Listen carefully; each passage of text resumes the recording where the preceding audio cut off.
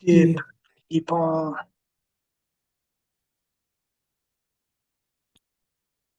So you'll stay the host. So in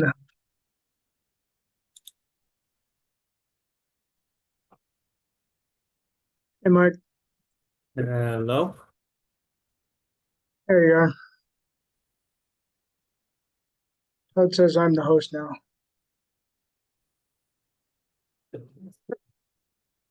Very exciting. Hey, Mike.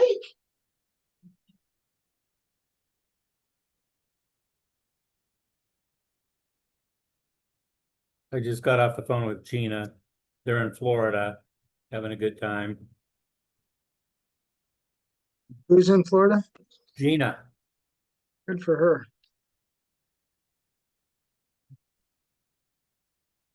can you hear me? Do I need to turn my volume up? Can you I hear don't me? know. I just turned mine up. Oh,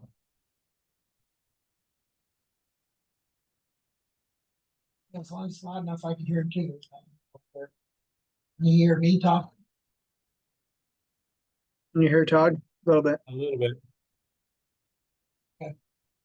Yeah, the computer I'm on, the volume is down, muted, and speaker is all the way down. So everything you're picking up, that you hear me, is on his computer or whatever. Perfect. I don't have much to say anyway, so.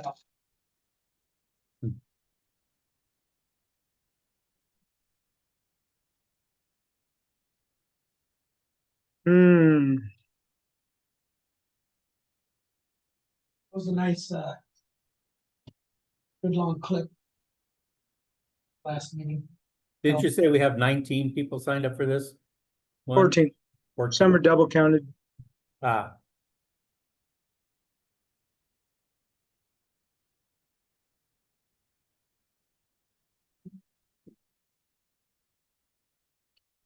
14. Just you and me, Mike. Just you and me.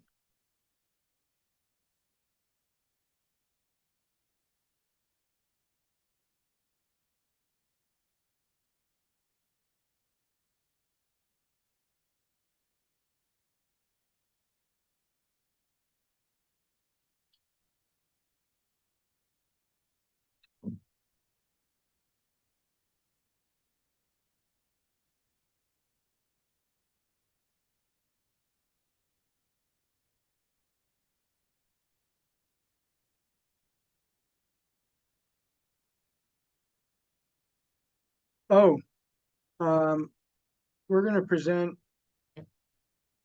KW Elk Grove wanted us to pick a date to present. same thing that we're going to do at Guide. Yeah. Okay. Back to work. No. Okay. We get back to her. So we can do it on Wednesday, the 12th at 11:30, Wednesday, the 19th at 11, Thursday, 20th, November 20th, 12, or at 12:30. I'm sorry, 11 a.m. to 12. So this is all November? Yes, Okay, I got my calendar up now. 10th, 12th, 19th, or 20th. Oh, December 10th. No, we're not going to do that. No, can't do that one. Why are you requesting to record to your computer? Not me. Huh. Todd Ellsworth is requesting to record to the computer. Oh. Fine, that's weird. These settings will be on. All participants can share multiple at one time. Well, I'm available. I'm open the 12th and the 19th and the 20th. So is the 20th not a sales meeting? Because the I 20th don't know. is Thursday. I assume not. Want to do 12:30 on the Thursday, the 20th? Yeah, on November. Yes, November 20th. Yes. Yeah. 12:30.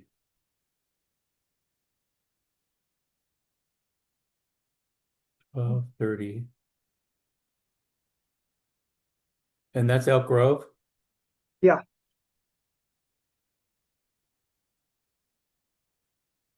And that's November 20th. November 20th. Yes. I'm gonna send her the email, or you want me to send it? You send it to her.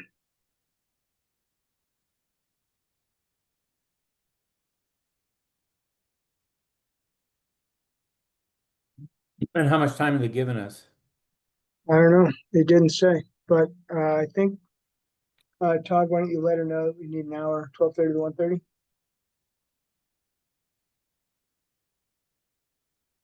How about say an hour, between an hour and 15 minutes?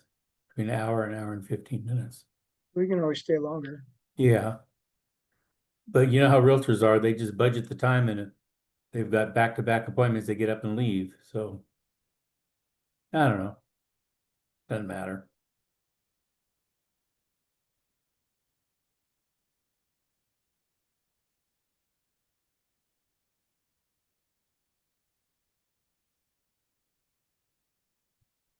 Well, I think we want to finish in about 50 minutes anyway. Yeah. So maybe And the then question, questions. maybe the If we want to question, stay after, that's great. But yeah, maybe the question would be to the office, is it better to do it on a Wednesday, which is probably their sales meeting, or would Thursday be better? You know what I mean? yeah. Well, their sales meeting, we don't want to do that because then it'll absorb half the time. Exactly. Unless they give us all the time. Oh. But it's just a question to ask them. Sure. Who would have the best participation? Todd, why don't you ask that when you send over the email? Okay.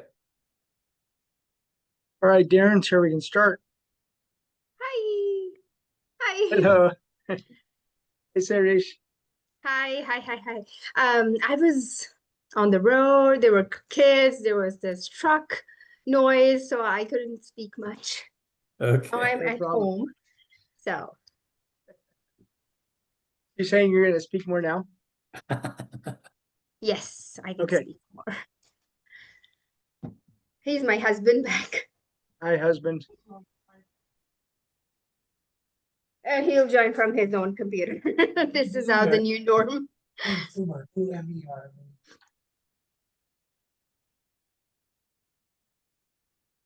Just be careful, because if you have two computers side by side, it starts squeaking. So you may need to mute so it doesn't Yes. squeak. Yes, you're right. He'll be on his microphone. Okay.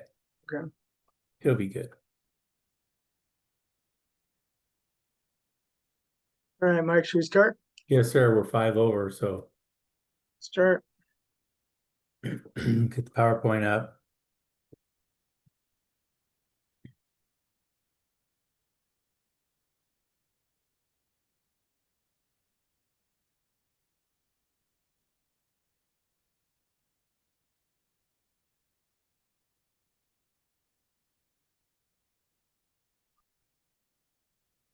Okay. Mike, we got this one, and then we got in 2 more weeks, we got 2 more. Yep. That's it for the series. I think we'll do one right before Thanksgiving, probably on that Yeah. Friday, 21st. Anyway, I'll still be here, so we can do them. well, thank you everyone for coming today. Buy your first investment property. We have pondered long and hard about this topic and have a lot of opinions and ideas with regard to buying the first property. And so we'll share that now. Our objective in Go Be Right is to be able to help investors buy great residential investments across the United States. We work predominantly with small investors for to help them to build portfolios that'll kind of allow them to retire of long-term investment properties, long-term residential investment properties. So why real estate? Real estate is one of the best investments out there. I was thinking about this morning when I woke up, and there's just so many good reasons. It's generally, if you use leverage, it performs better than stocks. It is more stable, it appreciates, and it puts off cash flow. There are tax benefits to it. There's lots of good reasons to buy real estate. One of the main reasons in real estate is you get tax delay. So you can do 1031 exchanges, which you cannot do in the stock. If you buy a car and fix it and sell it, you got to pay tax on it immediately on the sale. Any other kind of investing, you got to pay the tax on it. Where in real estate, if you liquidate it, there are some tax codes that you can do to delay the taxes and eventually work it out to where you probably don't have to pay any taxes, but there's all kinds of things that you can do. So Yeah. part of owning real estate is understanding a little bit of the tax code. And talk to your accountant. Talk to your accountant. Yep. And we'll give you all kinds of ideas to talk to your accountant about. The principles of building a fortune. First one, and I realized this very recently, is monitoring cash flow. That is, where's the money going out and coming in, and how is it coming in? How is it being expended? Is it expended in the right places, or is it expended in the wrong places? The second thing is you can reduce your expenses and grow your ability to make money and then save and invest. So I use the 4 pillars concept. This is something that Mike and I created a couple of years ago to help explain and describe clients' portfolios. And we've also found that it works very well for describing investment property. We're going to use it here to be able to describe the concept, because the 4 pillars are basically the different aspects that you utilize to be able to understand and conceptualize both the portfolio and individual investment. And here it's describing your lifestyle. So the 4 pillars are value, debt, income, and cash reserves. So the pillar on the left is value, and you can see it underneath, and then debt is right next to it. So the value of all your assets, your net worth essentially is the value on the left, and then debt. And then the one we're going to talk about right now is the third one over, which is cash flow. And then the cash reserves, which is money, stocks, bonds, stuff like that, which is on the right-hand side for when talking about your own portfolio, your own life. So when monitoring your cash flow, basically break it up for a property and for a portfolio in 3 different areas. The top part is cash flow. The middle part is what you're paying in principal, interest, taxes, insurance. The bottom part is expenses. Now, that's very simplified. Obviously, in people's lives, it gets very complicated, but they're basically expenses or servicing debt, which is the principal, interest, taxes, and insurance, and the cash flow that's left over. So to monitor your cash flow, you want to see how all those interrelate. How are you spending your money? Where are you receiving your money? Are you spending it all in the right places? Second part is reducing your expenses. That is taking your expenses, and if it's insurance, it's looking and saying, okay, is this the best way for me to spend on insurance, or should I be doing different things with this money? Same thing with a car. If I buy this car, what's it costing me? What's it going to be out the other end, etc. Looking at each of your expenditures to see if you can reduce the amount that you're spending on a specific category and still keeping it or getting rid of it altogether. Next, your ability to grow your wealth by being able to make more money. That is, making that small portion, your net cash flow, making that greater.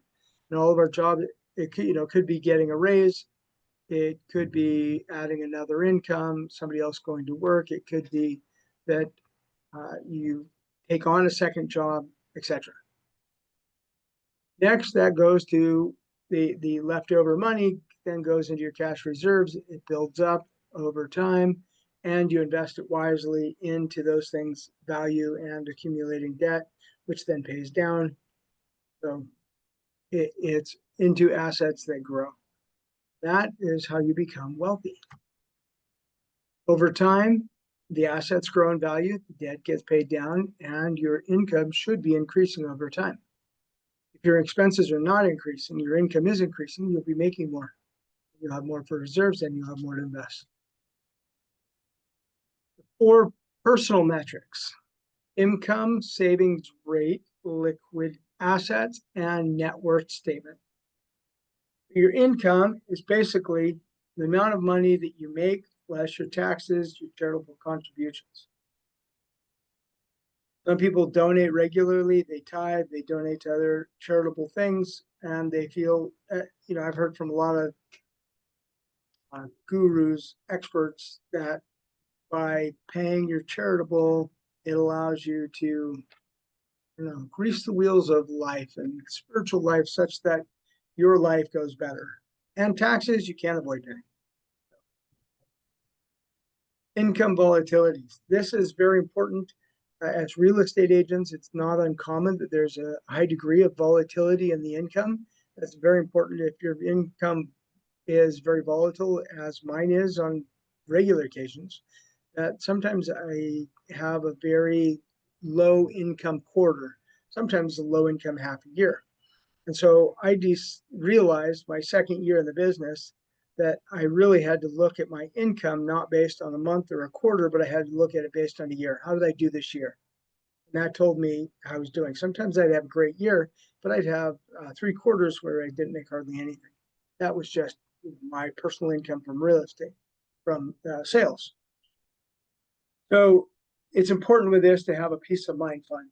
So that's an amount of money that 3 months, 6 months, a year of assets, cash stashed away, so that when you have those downtimes, it can cover whatever's necessary. That's also important in real estate. When you buy a house, there are going to be repairs. You can't be living hand to mouth every month after you bought a house, because you're going to have some repairs that come up. Saving rate. That's your income minus your expenses. And then the income, the discretionary spending after that, money that you're just spending miscellaneously. Expenses are things that you need to pay for: taxes, insurance, kids' clothing, shoes, socks, etc. Food. Those are things that allow you to keep you in your lifestyle. Your discretionary spending is everything over and above after that. Then your liquid assets. Assets can quickly be converted to currency. Overall, your net worth statement is your assets less your liabilities, and is something that you should be checking on regularly, see how you're doing. In fact, you can gamify the process. It's something that Gary Keller recommends doing. He's the owner of Keller Williams, and he recommends gamifying this. He said that that's something that he did when he was just starting out in real estate. He would check his net worth on a regular basis to see how he was doing. When he was thinking of making a decision, he would think about it in relation to his net worth. Another game that you can make is redlining your expenses. Take all your expenses for a month and go through it with a red pencil or a red marker and redline all the expenses you can get rid of. Hey, this is something that we need, but we can adjust it so we pay less. Or this is something we don't need, let's get rid of it. And doing that with your spouse or your significant other, doing that on a regular basis. The second thing you can do, or third thing in this case, because we already talked about tracking net worth, is play the what's it worth game. That is looking around and look for investments. Look for things that are going to go up in value over time. What's something that you can invest in that will be of greater value later, in 1 year, 10 years, 20 years, 50 years, etc.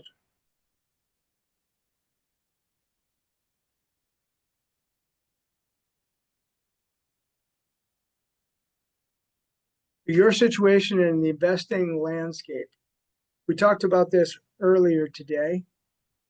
Identifying your personal situation. Go ahead, Mike. Why don't you describe some of this? Okay, you have your family, work, health, and other commitments. So what's important is what's going on in your family. Do you have any issues, and is the family growing? And then also, it's where you are with your family. Do you have young kids? Are your kids older? Um, Especially if the kids are younger, you need to figure out how you're going to get them through college, how you're going to be able to buy their graduation uniforms, homecoming. All those things are going to be affected with the family trips, vacations, etc. And then work, what's going on with work? Are you satisfied with your job? Are you happy? Is it a volatile type industry that the work is in? What's that look like? And how do you handle that? And then health. Are you in good health? Is the family in good health? I know my daughter has um, her daughter, which is my granddaughter, is quite ill all the time and has some serious issues. Well, it affects their lifestyle and it affects everything. So, and then there's other commitments. You have other commitments. You have family commitments. You have older family members that have to be taken care of. What's that all got to look like? So there's just a lot of personal things that can be a detriment and or a positive. So if you think to the future, what can you do? So Yeah. So with regard to assets, we'll cover this quickly. It's money and what you can leverage. You know, if you have property, you can leverage your property to be able to get a loan. If you have already other leverageable assets, sometimes you can leverage stocks or bonds. Obviously, money is very liquid. Your job, your credit, your ability to get a loan. Also, you have time, stress, and energy. How much time and stress and energy do you have? Do you have a degree of bandwidth to be able to go do an interesting project that you're going to make money on in real estate? Or are you really tied up in all the things that you're doing? You don't have extra bandwidth to do that. Next, knowledge and skills. You don't want to take on an investment that is too far beyond your knowledge and your skills. It's going to get you in trouble. And the team kind of makes up for all of this. The team could be a partner, it could be a real estate agent, it could be a lender. You're going to need other people to be able to bounce ideas off of at the very minimum. Very, very, very few people go at real estate and do it all themselves. Go ahead, Mike. investing landscape, locate market cycles. Now, that's one thing that we are doing is paying attention to what's going on across the United States. Well, the question is, would you like to go and invest in Detroit? I don't think so. I don't think that's a good market to be in. But and then our local market, what's going on in our local market? Is there any opportunities, anything that makes sense? Is flipping that could happen in our marketplace? I know lots of flippers and they're struggling. They can't make sense of the numbers and they're very, very complicated. And then lending trends, what's going on in the lending? I remember not too long ago, 3 years ago or so, we were able to do 15-year loans because the interest rates were at the right amount to where it made sense to do 15-year financing on investment. And then rental trends, what's going on with the rental trends? What's going on in California? Is the rentals going up? Is the rental income going up? Well, yeah, it is, but we also have rent control. So we have some friction going on with the rent control. And I just learned today that there's a subdivision being built. I think it's in the Roseville area that the lots are being built with ADUs in place. So there's a lot of guidelines and requirements that are going to be done to where you have to put in a low income or a special income person in those ADUs. So that could be something that can be looked at, but that's brand new construction. And then investment opportunities. What's going on with investments? Do you find a 5-unit complex downtown or a condo, or something, a single family. I mean, what does a single family cost here in California to invest in as non-owner occupied? So if you pay 600,000 for a single family here, can you buy that same house someplace else for less expensive? Yes, you can. And do the rents pencil? Well, they do. It's just you're not going to do it in California as easily. Lending rates and trends. What's the current interest rate right now, Mike? 6.5 to 6 3/4, and then you have to add about another quarter for non-owner occupied. Yeah, I Yeah. found it not uncommonly, it's a half point. Yeah. I mean, Yeah. it depends on the lender, depends on the day, depends on your situation, but Well, it's going to be higher than the regular. right. In Regular California, do you owner think you occupied. can, yeah, in California, do you think you can negotiate better terms right now? Absolutely. Inventory is sitting on the market, so maybe you can get the seller to knock it down another 0.5% on the interest over 30 years. And then So already talked about, Yep. what's what that? you're saying right at the moment to do an, can you put it down? So at the moment, can the rates are for investment property if you don't live in it? So it'll be you're saying quarter to 50, Quarter to 0.5% 5.5%? higher, yeah, than owner occupied. Oh, okay. Yeah. I got it. Thank you.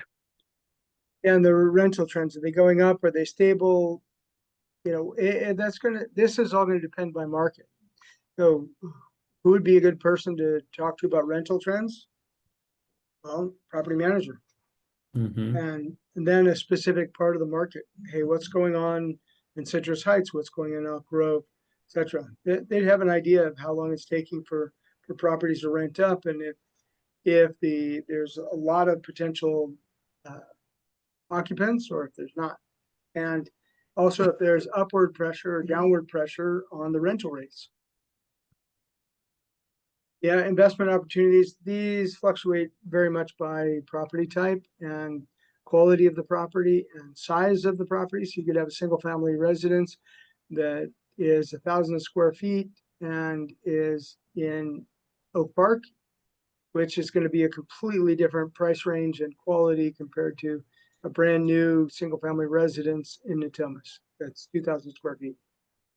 You know, depending on what you're looking for and the area that you're looking for and the condition that you're looking for, this is gonna shift all over the board. But whatever you are Joel? looking for, you need to know what's out there. What's Yes. that? Joel, yeah, so what is a better ROI? Which options are better to do? Like they're expensive. Obviously, the nicer the neighborhood, the more expensive it is, less issues you have. But what areas are considered better in the GT Sacramento area? Yeah, generally, I mean, let me kind of respond to your question with generalities. Generally, if it's a newer property, it's going to be in better condition. It's going to need less work over time. Generally, I find most investors and I think most tenants are looking for 3-bedroom, 2-bath. Some are looking for 2-bedroom, 1-bath. Some are looking for 4-bedroom, 3-bath. It depends on their needs, but generally 3-bedroom, 2-bath is about the right number of bedrooms and bathrooms. And once again, this is on average. You're looking probably 1,400 to 2,000 square feet. So if it's smaller than that, it may not stay as long, or it may be an older property. Back in the 50s and 60s, they built smaller properties than they do today. You know, right now, I think I don't know the exact average, but it's probably about 1,750 square feet is the average. And in some areas, some cities are building on average 1,900 or 2,200, depending on the city. So yeah, I'm not sure that answers your question, but I'm not sure Yeah, there's an easy way to say what is the right way, just because different investors want different things. Some investors want condos, some want smaller properties, some want larger properties. Generally, kind of my sweet spot is my ideal, I guess, is a newer property that is has a good ratio of price to rents that will keep a tenant a long time because it doesn't need anything and it's in a good neighborhood. Now, anything in California and everything I'm aware of that fits that in Sacramento area doesn't make sense from a price to rent ratio. The price is too high relative to the rents. And so it's not going to cash flow except with a lot of money down. I think the money can be better spent elsewhere. Well, the other thing too is if you buy in Oak Park or Del Paso Heights or North Highlands, the price point is different than if you went and bought something in Roseville. So if you had a 1,500 square foot house in one market, and then you go to another market, look for a 1,500 square foot house, there's a difference in the quality of the neighborhood, quality of the tenant, and then the age. You know, if you go to North Highlands, Del Paso Heights, Oak Park, um, uh, even in the South area, there are a lot of older homes, so you're gonna have to deal with that. So my personal sweet spot is 10 years and younger, 1,500, 1,600 square feet, 3.2. So the question is where can you buy those and where do they make sense? In California, especially Sacramento, that size house is going to run you between 500,000 and 600,000. That same house, all brick and everything, could be in another market and you can pay under 300,000 for it. So if you pay under 300,000 for a 1,600 square foot house, 10 years and younger, imagine what the quality of the neighborhood is like. It's pretty nice. And then you have good quality tenants that want to live there. And so that's what we do, that we try to compare and look for opportunities. But there some opportunities in California? Sure, you're just going to pay a little bit more to do that. Yeah. Okay. Good, thank you. Best practices and good advice. Run the numbers, just like we're talking about, you know, when you're looking at one area compared to another, even within Sacramento, Natomas is not going to be the same numbers as Roseville. It's just not the same as Antelope, or not the same as Rancho Cordova or Elk Grove. Or Pocket. The Yeah, Pocket they're area. all going to be different numbers, even though Yeah. they could all be the same square footage and they're all built the same year. They're going to have a different price point and they're going to have a different amount that they're going to rent for. And so it's important to run the numbers on the different areas. Find a few areas that you like and then run the numbers on those areas and the rents. Don't get overextended. That's one of the problems that, you know, to take what we were just discussing about buying a $600,000 property that maybe you make $2,500 in rent. The mortgage on that is going to be more than money you're making every month in rent. So then you have to put more money down on that property. Something that would be overextended is if you put too much money down. Too much money would be if you put enough money that you don't have any other money to do any repairs, etc. You put all your money down on a property. That would get you overextended. If and you know, part of the problem with the Sacramento market right now is that you can buy that property and maybe they will give you a loan with 25 or 30% down based on your other income, but it could still be going negative $200, $300, $500, $800 a month.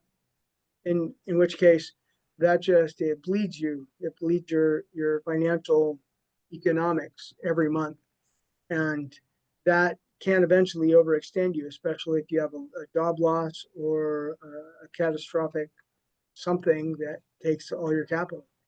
The only way that would make sense is if you have an ungodly amount of income on a monthly basis and you do need those losses for tax purposes. But you got to have an incredible amount of income to support that. And we do have clients, and I have a client that actually is in that boat. I mean, he makes just boatloads of money and he needs losses. So he'll buy a house and make sure that it's negative, because if he has positive cash flow on those properties, you got to pay tax on it. So there's a tax strategy to that, but that's only for the very wealthy and the ones that have lots of income that they need to offset with some tax deductions. Investing with the cycles. Historically, California has been a very up and down cycle market. Right now, we haven't seen a lot of up and down. The last downturn, which was 2022 in Sacramento, May to December, it went down 16%, and then it's been going up ever since.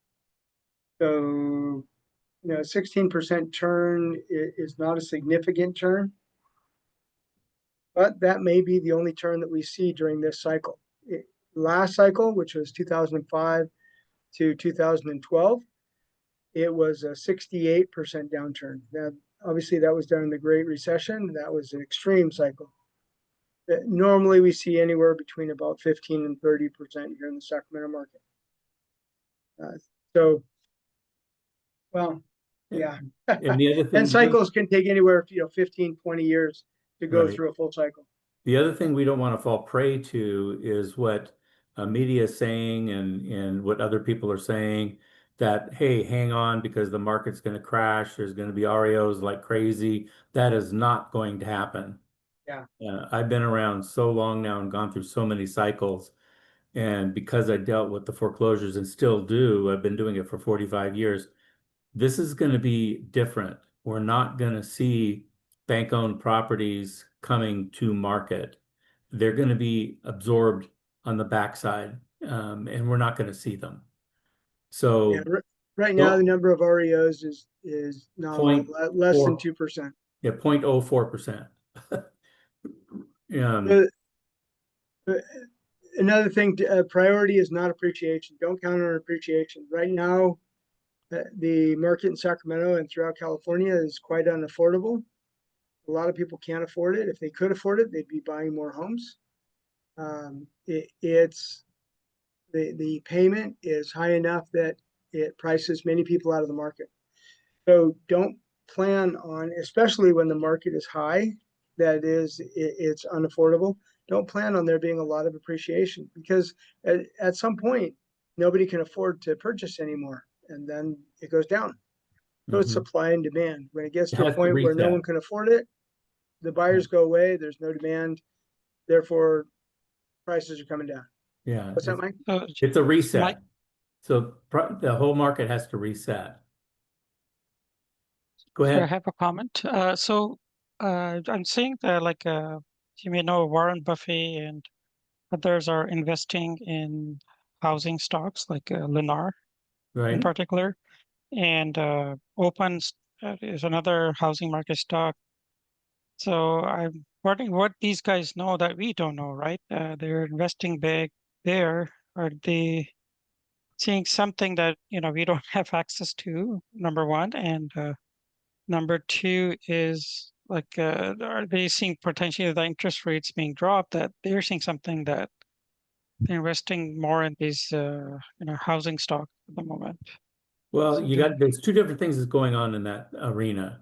One is they're investing in the stock in builders and stuff like that. So there are certain builders that are going to do just fine. And they're going to be in certain markets. Now, I just talked to Fidelity today with their new construction department and all the zoning and all the big subdivisions. There is tens of thousands of houses proposed to be built in the next 10 to 15 years here. And I'm talking El Dorado, Folsom, Placer County, South Sac, etc. And these things are massive, massive. But they're having a hard time selling the properties right now. So when you are talking about Lennar and their stock and everything, you also have to remember that sometimes Lennar is building these subdivisions and keeping them as rentals. Now there's Wall Street, who has stepped in quite a while ago, and they're buying up single family and large subdivisions and turning them into rentals.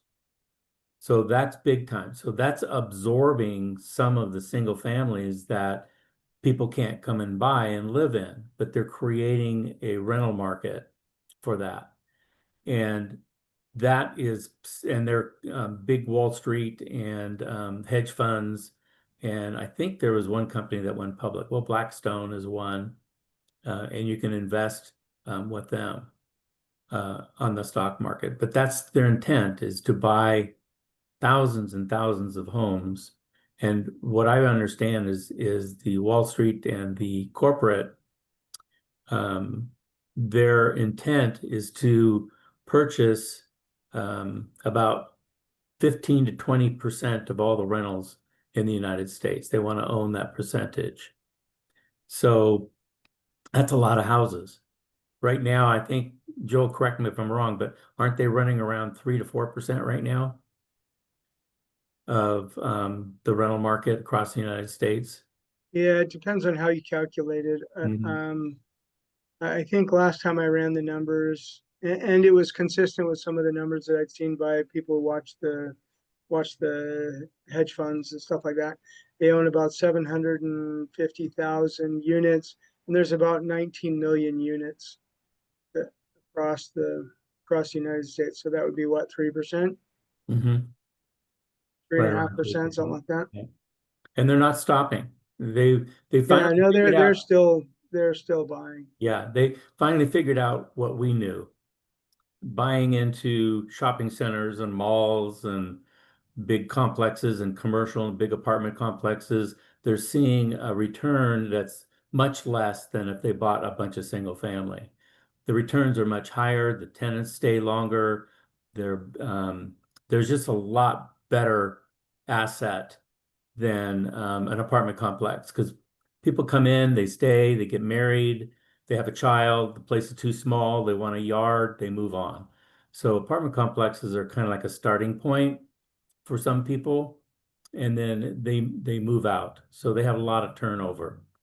Residential, single family, if it's got a cute little yard or whatever, they just stay and stay and stay. So, and the returns are much better because you can liquidate the assets much better. So Yeah, there are always people looking for there's homes. yeah.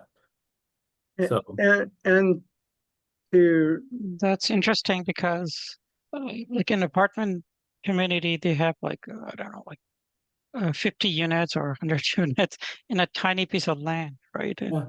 single Have you family, you driven? need a lot of land, right? Yeah, have you But I driven well, think you down got six? a very good point, though. Yeah, I like your Yeah. Have you views there. driven down 65 lately? Highway Yeah, I 65? don't like those so You many see those those tight. huge, that's right Yeah, in front of our office. They just blocked our view. yeah, And I mean, I don't know how many units are there, a couple thousand.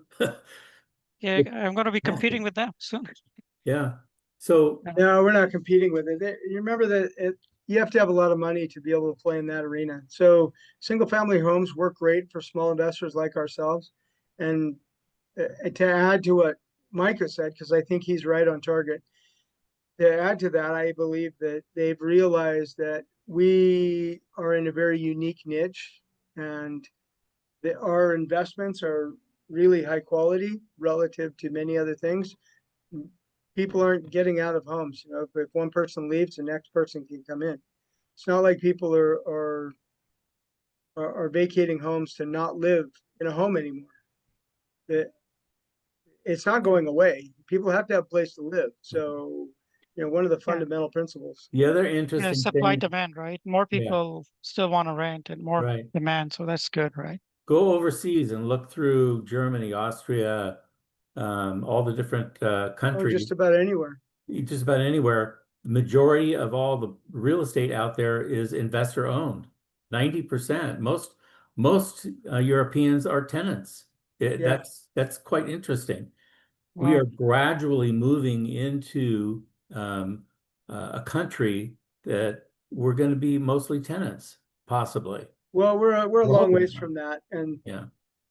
but yeah, they're about 70% non-owner occupied, so 70% renter, and we're about I think 35% renter. Yeah. But yeah, houses are still affordable, even though everyone's complaining about the interest rates, and there's still a lot of people who can buy their own home, and or they could get help from their family to help them buy their own home. and they can curtail their expenses and buy their own home. So last in this, best practices, prepare for the storm, because we're going to talk about what we're going to continue talking about what we were just talking about momentarily. Beware, buyer beware. Little learning goes a long way. Learn as much as you can. It may not be what you want to end up with, but buy what you can afford. I bought a 5-year house. That was my first house. I went in, did a lot of work and fixed it up, and I ended up living there 18 years. So I was not expecting to live there more than 5, but the market turned against me and I couldn't afford. Everything shifted. The prices went down dramatically.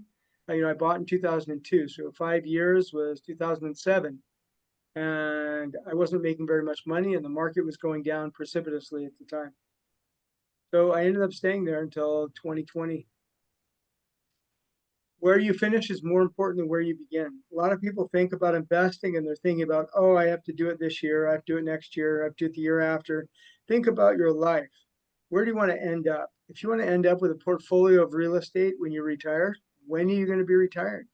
Is that in 5 years, in 10 years, in 25 years, in 40 years? When are you going to be retired? So if the retirement is your goal, think about that. Then how many properties do you have to buy between now and then? And can you set yourself up a little better each year? So maybe you're buying one property every 5 years to start out, and then one property every 3 years. And then when you get into your 50s, you're buying one property every 2 years or every year. That you're creating a portfolio, you're adding it all together up to where you put yourself in a position so you don't have to work based on the income that's coming in from your properties. You must be willing to give up now for something better later. Now, words of wisdom, don't try and jump ahead. Too many people try and jump ahead and do too much, too fast, too soon, or too complicated. Get others to help you and learn from them. Don't be afraid to share the wealth. Don't be afraid to help somebody else for free.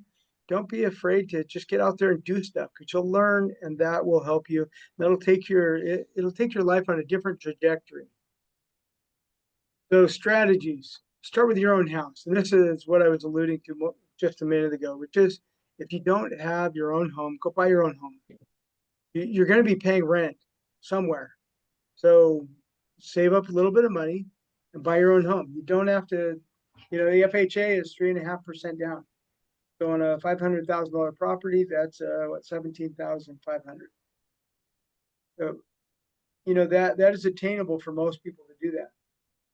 And then stay in it for 2 years or 3 years, and then or move like out I of it. did, stay in it for 18 years. Yeah, or for example, then you move out of it and convert your resident home into a rental, and then go buy another Right. owner occupied. So, every 3 years you could be moving forward, and then don't sell anything, just keep them. Yeah, and that's a great investment strategy. Just buy a property, live in it for 5 years, buy the next property, live in it for 5 years, buy the next property, and keep them all. And before too long, you'll be a millionaire in real estate. Mhm. And by the time you retire, you'll be a multimillionaire in real estate just by doing that. Buy a duplex and live in one side. So I have a friend, and he said, he caught me with this. He said, Joel, you want to know how to be a multimillionaire in real estate? I go, yeah, I do. I wanted to see what he had to say. What he told me is what I was just saying, which is he was 22, he got married, had a job, he bought a duplex, lived in one side and rented the other side. And he's getting experience learning how to manage the other side and learning how to manage real estate. And he got the experience of buying a property, and he had somebody else to help him pay his mortgage every month. I thought that was super smart.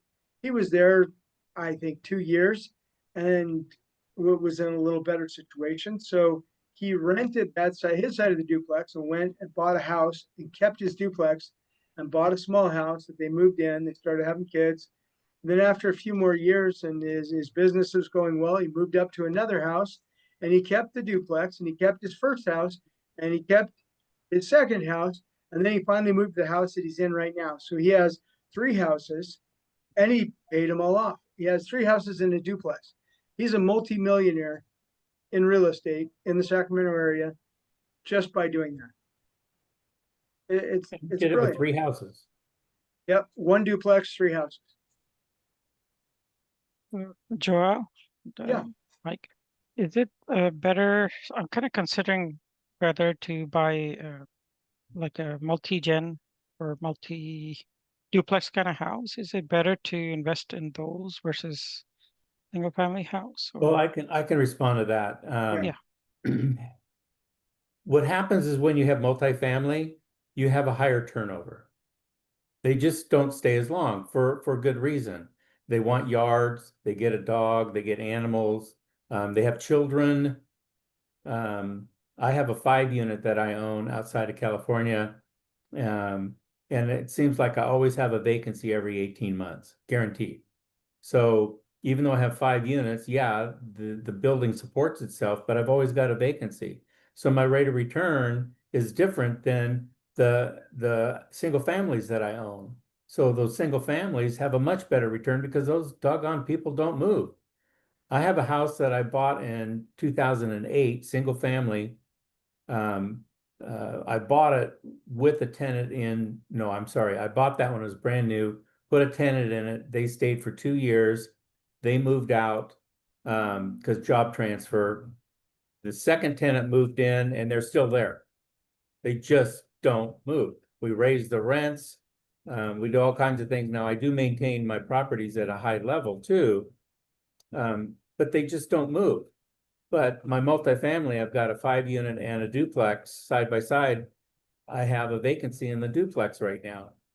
Well, that's part of what you have to calculate. So when someone says, hey, come and buy these multifamily, you gotta calculate a vacancy factor. So the 5 unit, for example, you can buy that right now. It's for sale. 649,000 for 5 units. And there are 4 mini storage units that come with it that's built into the building. So you can rent those out. And it has a metal roof, copper looking. It's very well maintained, high level property outside of California. That same unit, if you went to go buy that here in the Sacramento region, it'd be $1.2 million to $1.5 million for the same thing.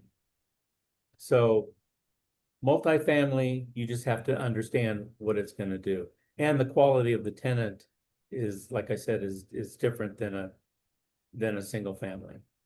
Now, I'll jump on and add to that. So when my wife and I got married, first place we lived was in a fourplex. We stayed there for 1 year, and then we moved to a duplex. We were there for 2 years. Then we moved to a house. We bought a house. We were there 18 years.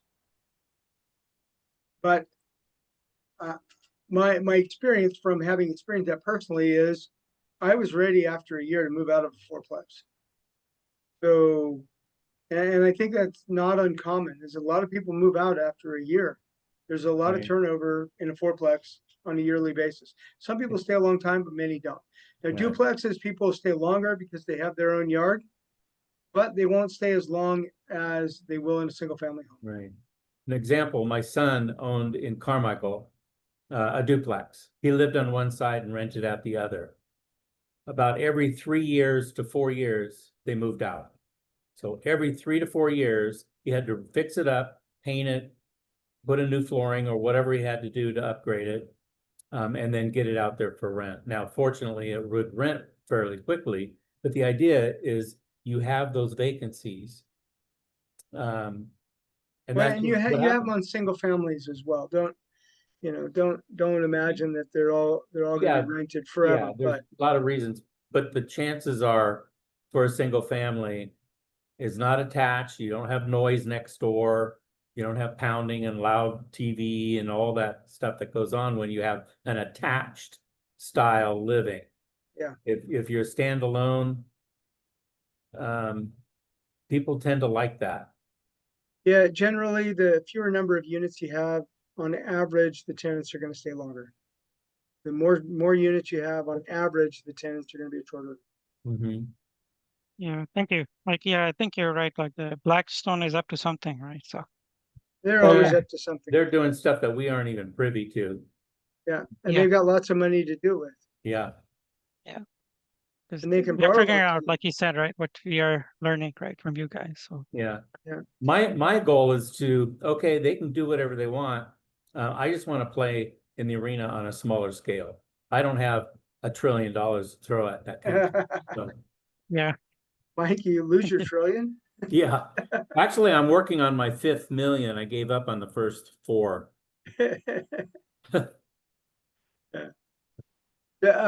Number 3 way, house hack.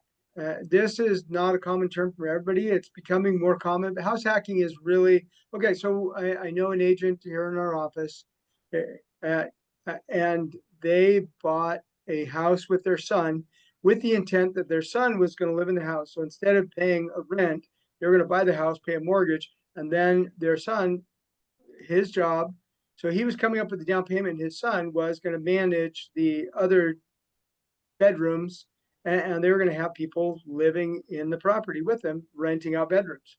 So that's called a house hack. And he figured it worked great. He had some money that he wanted to put in investment. This would work well because it allows for his son to live a lot cheaper and for him to have somebody watching the investment. He can buy a property with more bedrooms and have people living in each bedroom. And so this works really well when you have the right person who is living in it or is managing the house hack. Well, that also works if you're in a college town or near a college or something like that. So yeah. Next, buy an investment property. That is, you already have a house and you're not looking to buy a duplex to live in. You're not looking to house hack. Then you buy an investment property. Question is, do you buy local or not? Now, maybe you don't have a house, but for people in the Bay Area, sometimes it doesn't make sense. The reason I say Bay Area is because it might be $6,000 or $7,000 or $8,000 to pay for a mortgage on a house in the Bay Area, but it might be $3,000 to $5,000 to rent a house. It might be much less expensive on a monthly basis to rent rather than to purchase. Here in Sacramento, it's pretty equal. The rents tend to accommodate. Buying a house is more expensive, but it's not like double the cost. we do recommend that you buy your own personal residence, but if you can't and it doesn't make sense, then continue being a renter, but buy a rental. Yeah. Because if you can buy somewhere else where it makes more sense where it makes than where more you're sense, at. you may not want to live there, but that way you can get into the real estate market and own real estate just because you don't live in it. And because you're a renter, a tenant, doesn't matter. Just own real estate somehow. Yeah. So taking this into account, what should you buy? If you're going to buy, if you can afford a $275,000 property, this is something I put on about a year ago. I just pulled numbers, 275 out of Kansas City, Missouri, which is where we had been, and we liked the properties there. And so there's the rent at 2,000. There's the rent on Grand Avenue. Both of them were 275,000, but Grand Avenue is in Sacramento.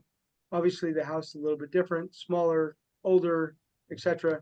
Newer, nicer, larger in Kansas City.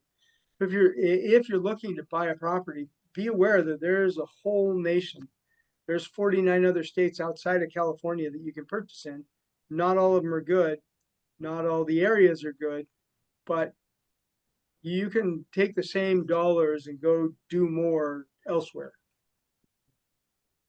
Buy a fixer. So this is something I did for my first property is I bought a property and then I fixed it up.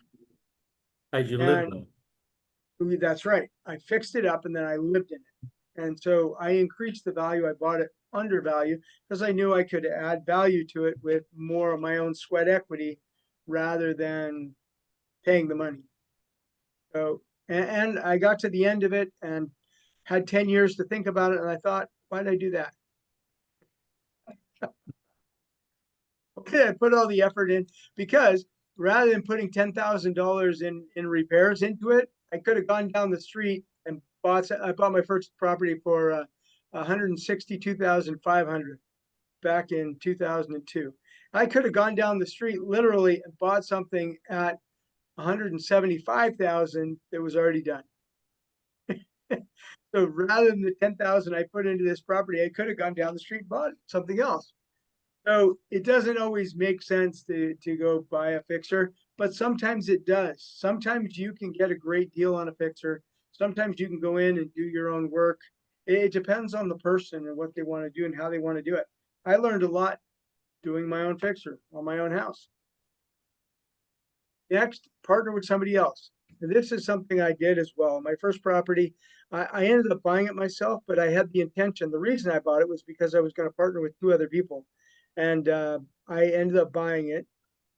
And our partnership didn't work out. It didn't work out that they helped me buy it. So I ended up buying it. It was a great property, a great cash flow for a couple of years, and then sold it. But most of the deals that I've done were directly with other people or as a result of other people helping. Right. For me, what happened to me is in 1979, I wanted to buy a rental, and I read some how to buy real estate with no money down concepts and everything. So I was petrified and scared to buy my first rental. So I figured I'm going to share the fear. I'm going to share the scare with my best friend. So I called my best friend and said, "Hey, you're buying a house with me." And he goes, "I am." He says, "Yep, I need this much money." So we ended up buying the house together. By the way, he's still my best friend. So, and it worked out really well. So sometimes you need to have a partner to help you get through the rough scareness, uncertainty. Am I doing the right thing? And it allows you to move forward and keep moving forward and feel good about it. So sometimes you have to do that. Now, do I have partners on some of my properties? Yes, I do. But I also own a bunch of stuff on my own. Yeah, Mike and I partner on some deals. Yeah. And the Yeah. reason is that our skill sets overlap. Yes. And so the things that he can do, I can't do. The things that I can do, he can't do. But together, we're able to do projects that we wouldn't be able to do alone. Right. And we're learning and we're stepping our toe into some other arenas, but we're doing it together, and it's working out just fine. Yeah, it helps to limit the risk and limit the downside. And plus, I get his brain to tap into, and he gets my brain to tap into, make sure we're doing things well. So what's the next step for you? That's the question you have to ask yourself. And that's the end of our presentation today. Anybody have any questions?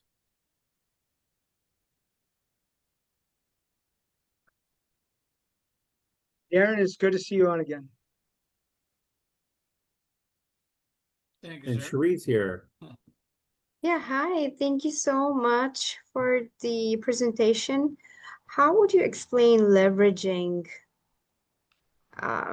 money like Okay, banks? I can answer that. In my personal portfolio, I've structured my financing. Let me back up a little bit.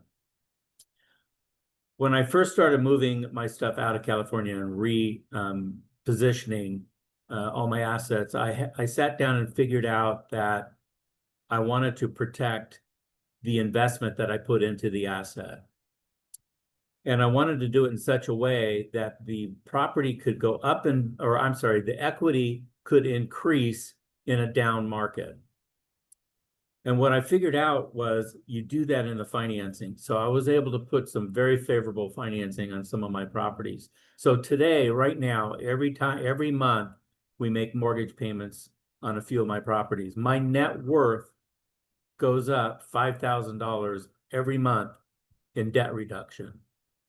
So if you have an increase in net worth and your equity goes up just by making a mortgage payment, that's what leverage does.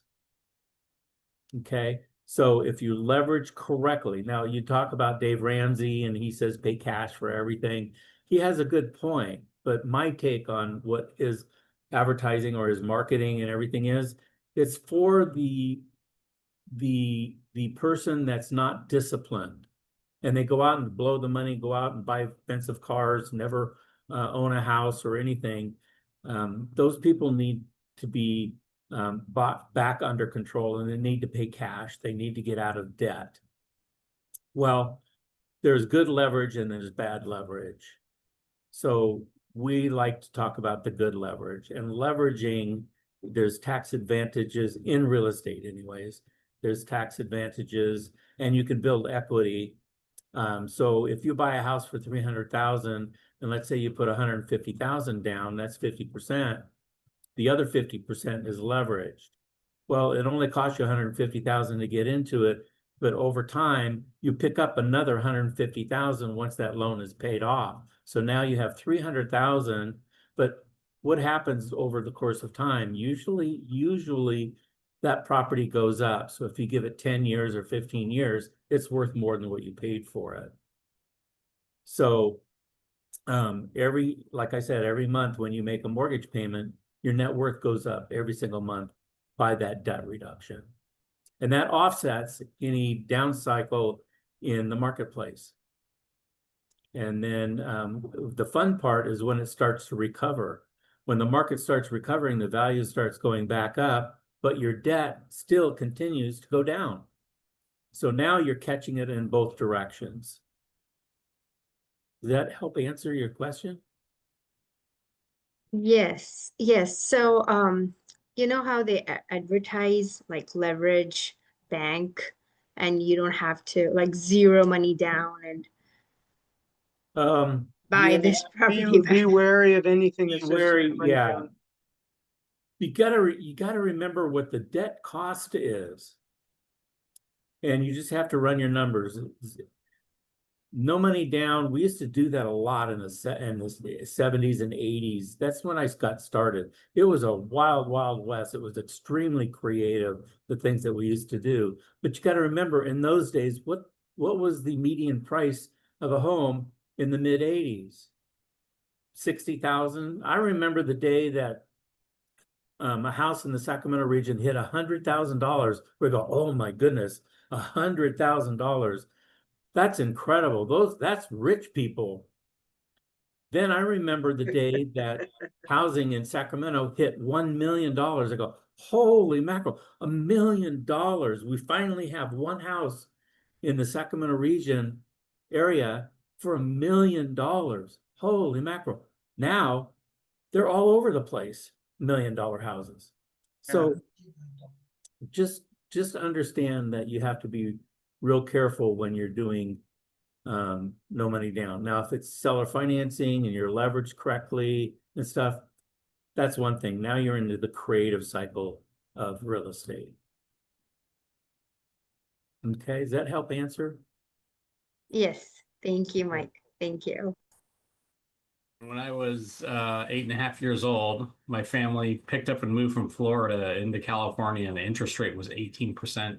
Yep, that was the 80s, and I was busier than a son of a gun in the real estate business because we did a lot of interim financing. So you assume, I have a whole story on that and be another hour to explain, but in those days you could assume anything, any kind of a loan because there was a law that passed. But the company I worked for, we were the hard money lenders. So you could buy a house, assume the existing loan at 12%, let's say it's FHA, and then you turn right around and put a second on it, and the second would be 18%. But the blended between the two loans was 14%. And the going rate, if you put a new loan on a house, was 17 to 18%. So you were anywhere between 3 to 4, sometimes 5% under the going rate in the market by doing some of the creative hard money secondary lending. The problem with the secondary lending is those loans came due. You had a balloon payment or a due date in, say, 3 to 5 years. So you have to understand how that all plays out. I mean, I got stories and formulas and all kinds of stuff that we used to do in the 80s that worked very, very well for the cycles. And in Do the late we do 90s, those today? Not very much. So, and in the late 90s, 1999, I bought my house at 6.5%. yep. House was $90,000 in the Thomas. You know, it's right by Truxell.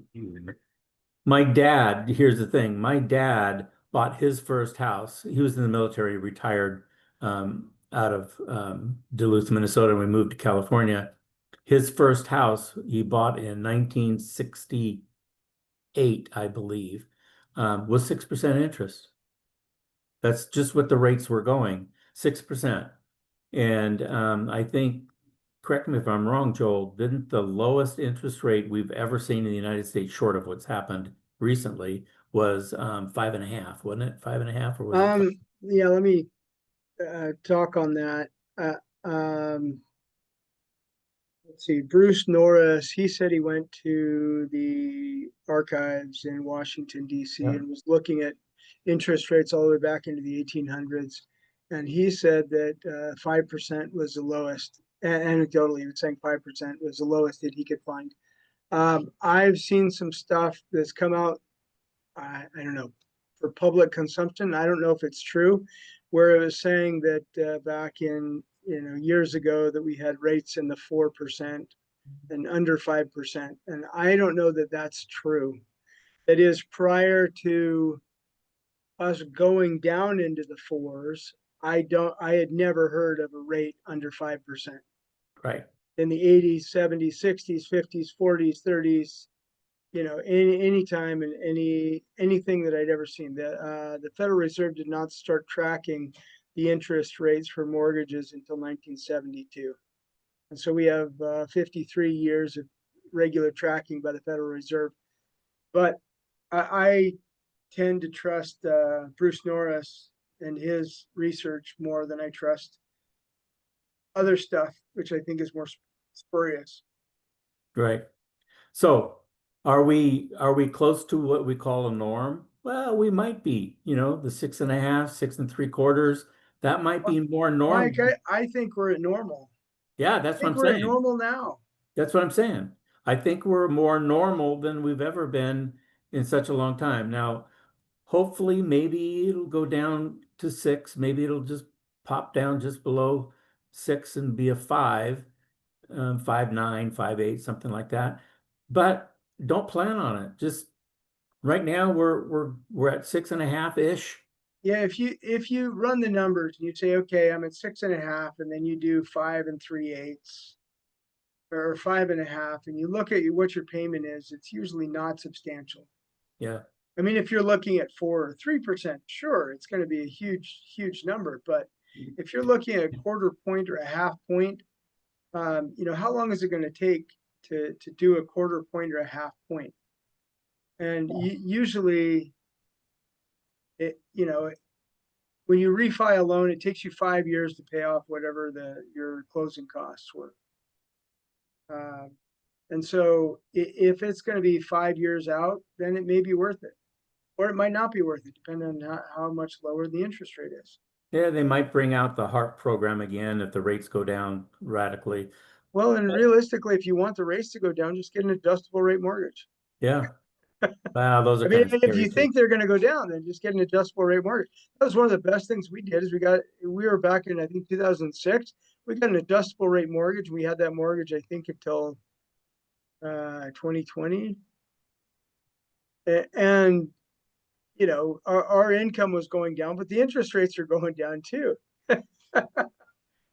So during the downturn, the interest rates were going down. Our payment was going down because the interest rates were going down, because that's just the way the market was. But they really helped us. So if we'd been at a fixed rate, we probably would have been a 7.5% rate, even when everything else was 3 and 4. So what if you had to buy a house in the 80s and you paid 15, 16, 17, 18%? Do you think You're happy to refi at 10? Yeah. Do you think 6% is exciting, or 6.5 or 7? Ecstatic. Let's see. Yeah, I'd rather have 30% at 100K home now. Yeah. So that, I was going to say, I've been hosting, I'm a realtor at KW. I've been hosting Kirk and Sherry's listings that they got from Lennar. Lennar has private investors build their model homes, and then they list them with others. And, the Lennar's rates are between 4.5, because they do deals with their lenders. And right, so, they buy it down and they're throwing a ton of money at it to sell their product. That's what the builders have the opportunity to do. Now, the meeting I was at today, these builders are getting hammered and they can only go so far. And when you're dealing with some of these builders that are Wall Street, they have to show a return to their investors, and they can only go so deep. And so it's just going to be interesting to see how it plays out into the future. But new construction, yeah, you can get down in the 5.5s and just into the fours or something, but they're throwing a boatload of money at it, but it all gets thrown back into the cost of the house. Yeah, Yeah, some of them. Some of them are they're not giving away the incentives quite like they used to, the double Right. ovens and certain features. But you got to look into the neighborhood. If it doesn't have an HOA, it will definitely come with solar because that's required in California. But all Kind of new do the homes are limiting. required to have solar now. Yeah. Whether or not it's HOA, like West Roseville, you have HOAs and Melrose and solar. Right. And they have a thing that's called pylons. So the builders don't have the money to build their projects. So they pile on all these fees on top of the property. And there's stuff that I just found out today that it's incredible, the dollars amounts that just they pile on. So it goes into your taxes and your Melroses and HOAs and all those fees. And some of them aren't going to even show up for the first year or two, but then they will. So, yeah, just make sure you know what you're doing when you're doing new construction. Yep, keep learning. Yeah. All right, any final questions? that is Yeah, not Mike. a nice surprise, by the way. Yeah, Mike can go. What are good cities to invest outside of Sacramento? And I'm worried. I usually like to be within 2 hours of my investment properties. So if something happens, at least I But- can go see No, physically. no, By plane no. or by or No. driving? Drive, 2 hour drive, not plane no. You or don't need, bicycle. Yeah, yeah, well, I'll for answer that. Uber, I recommend you just sit down with Mike and talk to him because, this is Okay. something we do professionally with Gobi Ride is we help people buy elsewhere. But Hmm. there's a lot of different criteria and a lot of different situations that people are in. And so, we can say what cities are good. Well, I can name you 10 off the top of my head. I really like Winston-Salem. I like Omaha, Nebraska. I like Missouri, Kansas City, Missouri. Well, outside of Kansas City, Missouri.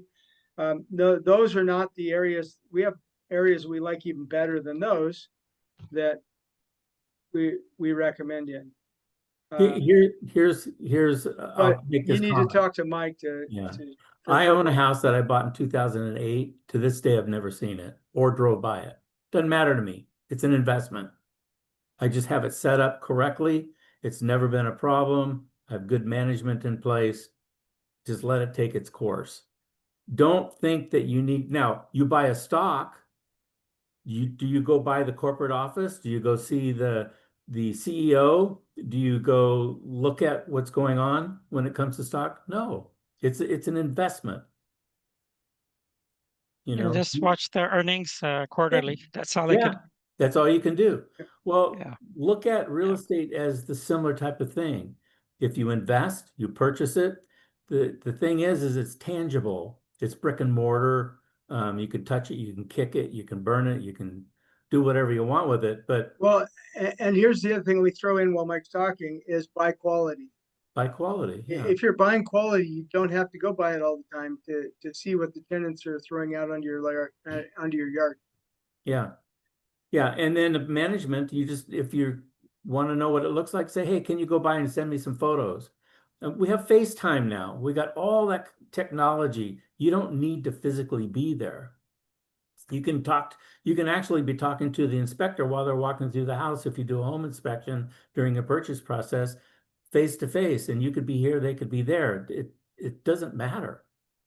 You don't need to drive there because why are you wasting your time? You should be going on vacation with the family than driving out to your rentals and takes 2 hours to get out there. To me, I think it's a waste of time, unless it's at a place that you want to go and visit and lay on the beach somewhere.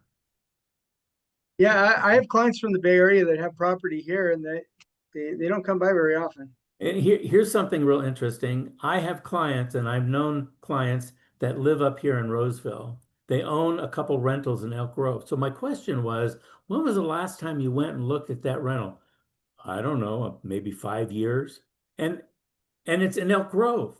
That's less than 2 hours. That's like a 40-minute drive or less. And they just don't go by them. They don't look at them because it's dialed in. They have no problems, no hassles. They don't need to waste the time to drive out there with the traffic and driving through downtown Sacramento to get there. And it's, oh, okay, there it is. Turn around and drive back. So Thank you. Yeah, thank you. Very helpful. just, it has to work with what you're comfortable with. Yeah. And okay, let me throw on top of that. If you're buying a property that you have to go and look at, it's because you're in the middle of it. That means you're taking responsibility for the management, you're taking responsibility for the repairs, everything else. If somebody else is responsible for the repairs and the management, then they're the ones that should be looking at it. Yeah. And if you feel like you have to watch over it all the time, then it may not be the right investment for you. Yeah. And the other thing is, in the state of California, I would never self-manage your real estate in the state of California. It's too volatile, too many lawsuits, you can make too many mistakes, and they keep passing new things all the time. And a management company have to stay on top of all this. But I would never manage your own personal real estate in this state. Okay, thank you, Mike. Sorry, one last question, if I could Sure. squeeze it in. Is it better to have LLC or to have umbrella insurance or some sort of? Yeah, do we see more of Mike the and I lawsuit don't side? disagree about much. yeah. I'm not a big fan of the LLCs up front. Now, in the future, if you get a huge portfolio, maybe putting them in a trust, a family trust or something like that, or an LLC would be okay to do, but not when you buy your first one. Because in the state of California, you got $800 or $850 you have to pay for that. Every And year. when you go to refi, you got to take it out of the LLC, put it back into the LLC after you do it. It just puts a layer of challenges. Now, all my real estate, they're not in an LLC. I have them in my trust. And then you get a umbrella policy, which will blanket over everything if you got some serious problems. And those are really inexpensive insurance policies. So Yeah, why do you do an LLC? They do it for supposedly for tax reasons, but you don't get any benefit. you do it for protection. And protection. So the main thing is a protection, but Yeah. you know, that's what insurance is for. Well, let me throw over the top of that too. It depends on what, I used to listen to a guy named Mike Watson. This was 20 years ago. And he would say, this once again, this is 20 years ago. He said he'd buy properties up to $1 million and put them all in one LLC. And when he got to working on the next million, he'd create another LLC. Now he was in Utah, he wasn't in California.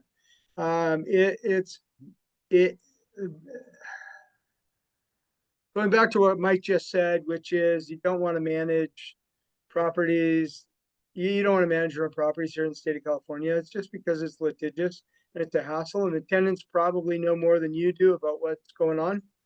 Not always, but there are some very astute tenants. You know how to get out of stuff and know how to bend the rules. My property are not in California. Mike's property is not in California. I don't want the hassle personally. I don't want to deal with it. It'd have to be a really good deal for me to buy a property here in California right now. I look at it like my properties aren't in an LLC. My family owns property. My parents own property. Theirs are in an LLC. I totally understand, and I'm for LLCs. Like, well, actually, Mike, the properties we own together are in an LLC. But Yeah. One of the main reasons they're in an LLC is because Mike and I have an LLC. We have Go Be Right, which we do this kind of stuff and we help people out and we advise people. But then we also do investments. And it's okay. What happens if Mike dies? Well, we want something with an operating agreement that says, hey, if Mike dies, this is what happens. What happens if I die? Then Mike has to deal with my wife, but our operating agreement allows for certain things to happen within the LLC because we're partnering on these things, that certain things can happen and my wife just can't go crazy Now, because she's if the you have inheritor multiple of the partners, estate. sometimes an LLC makes sense. If you're gonna do a larger project or something like that, Yeah. then maybe an LLC. But if you're an individual sole proprietor, I'm not sure an LLC would benefit an individual like that. Maybe later on down the road, once you accumulate more and more real estate, then maybe I would look at the LLC as a way of protection for lawsuits and liability and all that kind of stuff. Well, and it's also where are you located? You know, is the property here in California? Is it in Oregon? Is it in Washington? Is it in New York? Is it in a highly Tennessee, is it litigious in state? If Florida? it's not in a highly litigious state, then, you know, and it's also, you know, what's the problem with it being a litigious state? Not so much that somebody will sue you, but that the judges will rule against you. I mean, it's obviously that somebody's going to sue you, but that's also part of your insurance, right? But it's not so much that they're going to sue you, it's that the judges are going to rule against you. And here in the state of California, we do not have a, I mean, I'm speaking out of turn because I'm not an attorney. I don't deal with all this stuff all the time. The stories I hear are not that judges are siding on the part of landlords. They're siding on the part of tenants. They're siding on the part of the slip and fall, and they're awarding damages to owners of properties that, you know, have no reason to be called into question for something that happened in front of their property. So, you know, anyway, I've seen that somebody had an accident in front of a property and they sued the landowner of the property, and that makes no sense to me. But that's state of California. That's where you would want to get an LLC and put it in an LLC. Also, if you have, you know, $10 million in real estate and 20 different properties, I personally would recommend you have them split up in 2 or 3 different things, because one lawsuit on one property can cascade into the rest of them. And that's the thing that the attorneys are going to look for. They're going to look and see how deep are the pockets of the person that we're suing. Mhm. So if they see that you have a lot of assets and they're all held by you and you're personally liable, then they look and they go, hey, we can sue this person for millions of dollars because he's got lots of other assets. And sometimes they just may not like you. You know, the court may not side in your favor. The jury of your peers may not side on your side for no reason. Because sometimes well, Mike's wife used to be, Keller Williams, used to be in charge of handling all the lawsuits for the office. And there's some crazy stuff, and I heard some stuff that just makes no sense. And it did not go in favor of what made sense. And it did not go in favor of the office or the real estate agent or the landowner. It went, you know, for the buyer or the tenant. So, you know, I could speak probably much more at length at that than I can. Anyways, when you first get started, don't think you need an LLC to get your real estate started. Start your real estate and Yeah. then do the research on the LLCs. And let me throw in on that. I totally agree with what Mike's saying there. And also I've heard people say, oh, I'm gonna buy, you know, I'm gonna keep buying property and every property is gonna have a different LLC. Why? The only people I know that recommend that are people who are attorneys and they're creating LLCs for a living. It doesn't make any sense to me that you have a different property in an LLC. Like, okay, if they're $5 million properties each, then that makes sense. But tax benefit, are there, Sherry asked, are there tax benefits to an LLC? No, cost taxes. Not really. Yeah. I mean, I have a couple of different LLCs. Let's see.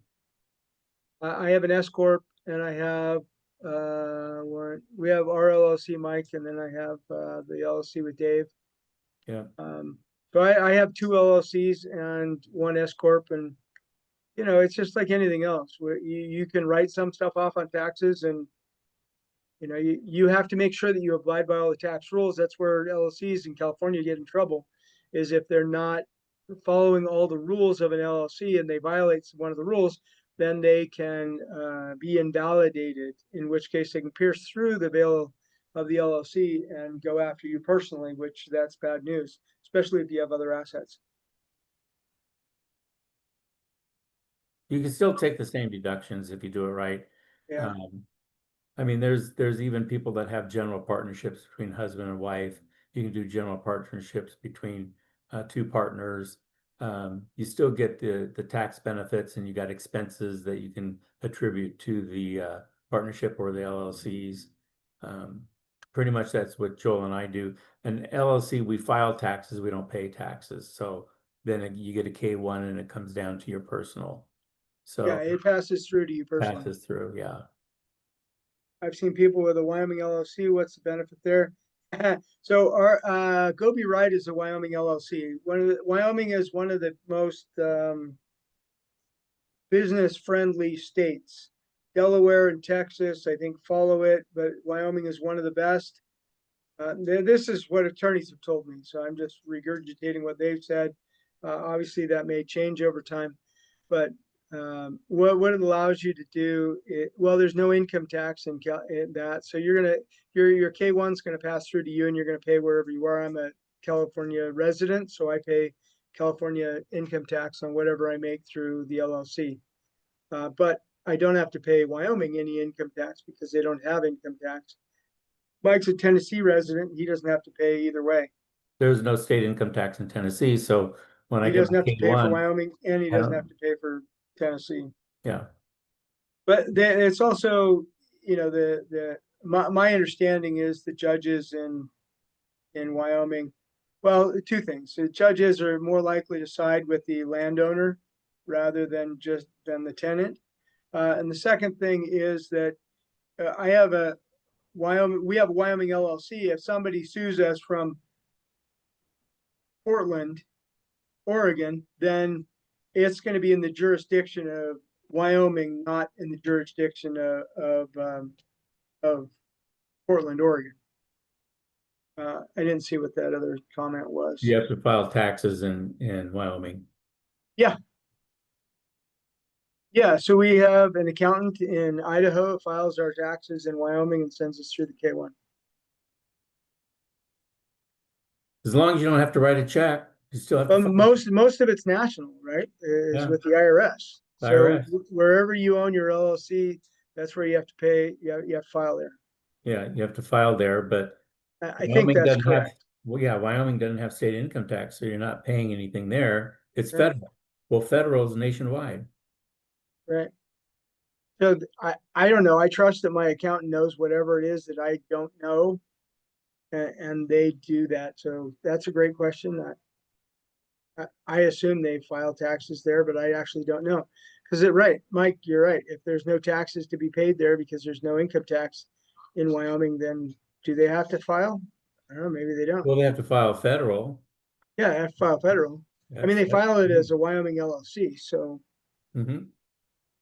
I don't know. It's beyond the scope of my knowledge. Good questions. Wow. Yeah. Any other questions?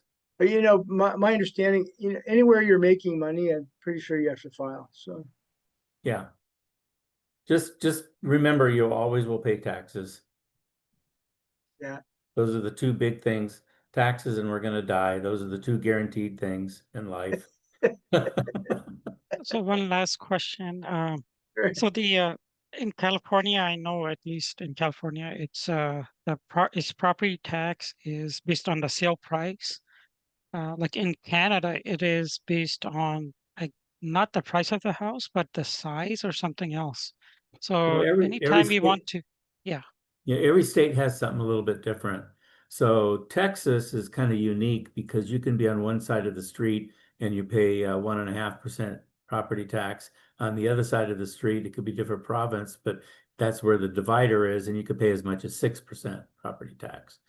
So they're very heavy. Mike, in Texas, I think it relates to school boundaries. Correct. Or whatever, Yeah. property tax for schools. Yeah, there's boundaries and lines, so that's why sometimes you live on one side or another, you're affected by the tax. So, for example, in Tennessee, they reassess your properties every so often. I think it's 2 years or 3 years. So, but it figures out really to be still averaging around 1%. So, I have my main house there. And my taxes haven't gone up very much, and I've owned it since 2020 is when I bought it, and they just haven't gone up that much. The value has gone up quite a bit. And then all my other real estate, they haven't gone up that much. Insurance is killing me because the insurance companies are changing their rates like crazy across the nation. Yeah, what is it? South Carolina? South Carolina is owner occupant friendly, and they are not tenant or non-owner occupied friendly. So for example, in South Carolina, owner occupied, I think the taxes is 0.5%. For non-owner occupied, it's 3.5% for non-owner occupied. Yeah, and I was talking to one agent, and I don't know how true this is because it was just hearsay from an agent. They were saying it was 4% or more. Yeah, Not 3.5 to 4%. And So I've checked a variety of places in Texas, and it could be 2.5 to 4% in Texas as well. Mhm. So when you have, okay, so a couple of things to, I mean, Mike's absolutely right on all that, and I would add to it that usually taxes in most states of the union, they fluctuate with the value of the property. So I do believe that it's every few years in Tennessee where they adjust it. Some adjust it every year, so they'll do an assessed value and they'll adjust the taxes based on the assessed value. And most of the time, it's not really based on sales price, based on whatever their valuation is. And I haven't seen that it's based on square footage. I don't, well, okay, any other metric. There are a variety of metrics. I owned houses in Michigan for a while, and they just did a random assessment and assessed it a value. And that they actually had two assessments. And the one assessment, which is the one they like to talk to people about, and then the other assessment, which is the one they actually charge taxes on. And so I had property in Michigan in 2008 and 9 and 10 and 11 and 12. And when we got our first tax assessment, we bought it in 2007.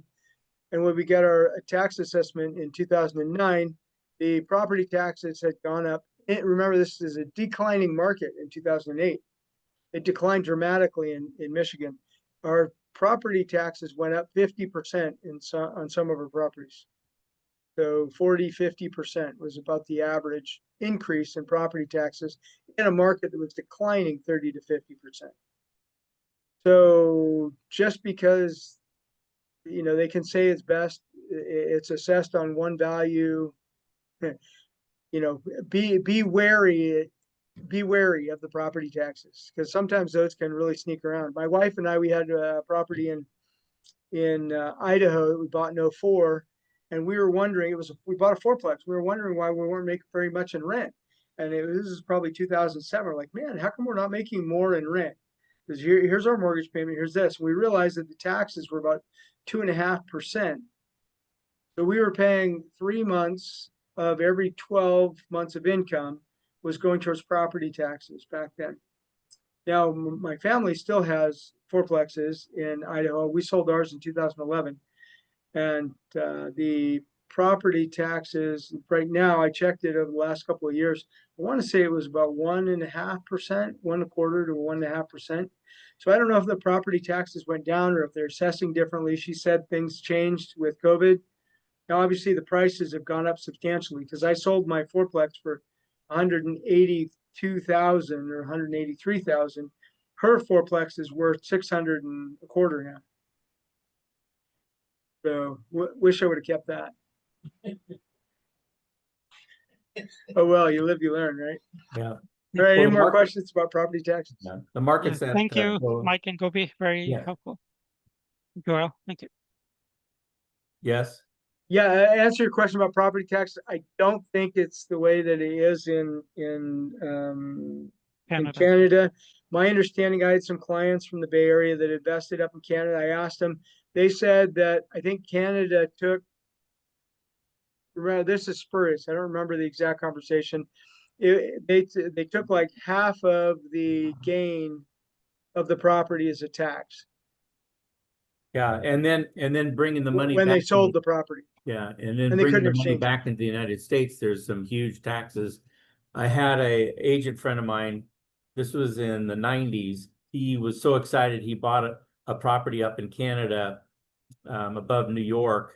And so they were so excited, you know, they owned it for like 4 or 5 years, and then they decided to sell it and pull out of Canada. And the values just went up incredible. I mean, they did really well, almost doubled in value. But by the time they got the money back in the United States, they had hardly any money left. So you also have to remember, when you go outside of the country, you have to deal with what the country is. And then you have to figure out how to pull the money back in the United States, and the conversion or whatever they do, there's huge taxes in there. So I think it's intended that they don't want you to walk away with much. yes, I'm right. pretty sure it's intended that way, Mike. Just like California is looking at having an exit tax. So if you leave California and sell something, they're going to tax you as an exit. So there's That's just talk tacky. about that, and I go, oh geez, now what else is coming? So anyways, that's just Yeah. If you different sell your areas, property, different don't things. tell them that you're leaving. Yeah. Thank you. Yeah, very helpful, guys. Thanks. Anybody All right. has any other questions, just reach out. If it's pertaining to markets and the things that we do, you reach out to me. If you want to do, get into our websites and look at things, then you contact Todd, and he'll get you set up on our podcasts and different Yeah. things. Oh yeah, we're doing we started sending out YouTubes. Started a YouTube channel. It's I think it's at Gobi Right is our YouTube channel. If you want to go there, we're putting like fragments of these out on on that, and then we started a Crazy real estate story. oh yeah, crazy real estate stories. We started putting those on Instagram, and that's at Gobi_right. And then eventually it'll come over to YouTube. Yeah, you- we're probably gonna put the crazy real estate stories on YouTube because I think that'd be fun. Those to are kind of fun to put them in listen as to. shorts. And it's not just us stories, it's Oh, it's everybody else. it's everybody else, people that we know, who have some just really interesting scenarios. It's kind of fun to listen to. And you listen to them and you go, I won't do that one. Yeah. Or you will do Well, that you one. don't know what you're gonna do. Yeah, or you will do that one. That's a great idea. So we'll have some Yeah. creative stuff in there too. Mm. So we're Like just the- starting. Like the Dave Ramsey show, right? Yeah, Learning and financial practices. Yeah. yeah. Yeah. So Umer, if you're interested, connect with Todd and we'll set you up to talk to Mike, and he can better assess your situation, what direction, what advice. Whenever we talk to clients, we never charge for free Mhm. consultation with clients. So Okay. Yeah, sounds good. I'll be in touch. right. Great. Okay, you guys. Thank have you. an Thank you so absolute- much for giving more your time than intended. Yeah, thank you. Thank Oh you. yeah, Have a no, this wonderful is fun weekend. stuff. I don't know where you guys are, but I'm in Citrus Heights, and it poured down rain a little while ago. Literally. Just Okay. I felt like I was in Tennessee in a big storm. Oh yes. Really, it was Oh, clear this here. year I'm such up in a- Roseville. Yeah, we live in West Roseville too. Mhm. Yeah, by the Cool. new builds. Yes. Okay, everyone, have a Thank Alright. you. great Thanks, weekend. Thanks, guys. Stay safe. Thank Thank you. you.